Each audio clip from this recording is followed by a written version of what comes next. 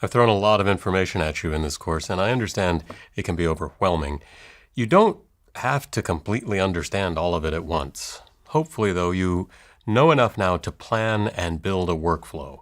I expect you'll find that every time you take your images through that workflow, you'll understand it a little better and begin to see ways that it can be improved. While we focused on Lightroom and Photoshop in this course, there are other software options out there. Photoshop ships with an image browser called Bridge, which gives you some of the library functions that Lightroom has. You can rate and keyword and browse folders. However, Bridge doesn't have a built-in database, so searches can be slow, particularly as your image library grows. You can get Lightroom's database features from a program like Capture One's Media Pro, which does build a database of images and allows for very speedy searching and sorting. However, it doesn't offer the ability to round-trip original images into Photoshop.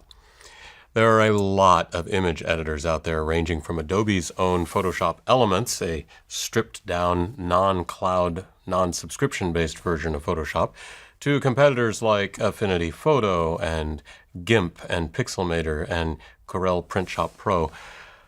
Personally, it's hard for me not to recommend Photoshop, not only because of its capabilities, but because of the support that surrounds it. Books, websites, workshops, and of course a huge volume of tutorial courses here in our own library. After you've picked your software, your workflow software, your image editing software, consider the following. 1, try to get your storage and backup options in place soon. Having to later move all of your media around to bigger or different drives is a hassle. There's a chance you might lose stuff in the process. So if you can settle on storage options now, you can just forget about the storage question for quite a while. 2, learn the keyboard shortcuts for your software. This is the easiest way to speed up your workflow.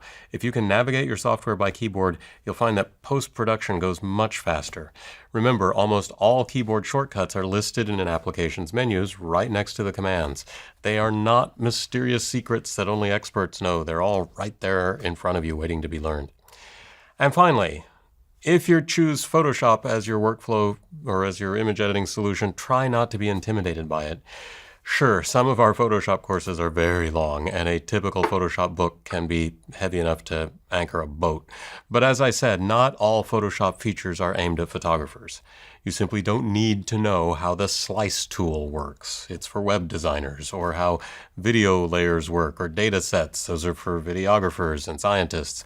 Skipping out on those tools doesn't mean you're missing out on some great photo processing opportunities. They're simply not tools aimed at us, so we don't have to worry about learning them. You can just ignore them in the interface. If you'd like to learn more about post-production, I have some other courses you might want to watch. Inkjet Printing for Photographers will walk you through all of the details of how to get good prints from your photos, while my landscape photography course will walk you through editing techniques specifically tailored to landscape shooting. Foundations of Photography Black and White will teach you black and white conversion, while Shooting and Processing High Dynamic Range Images will walk you through all the details of HDR, a technique for processing images that have a very wide range of dark to light. Shooting on the Road from Gear to Workflow will go further into the details of a field workflow. And finally, you can find an entire list of all of my courses by simply going to lynda.com/benlong.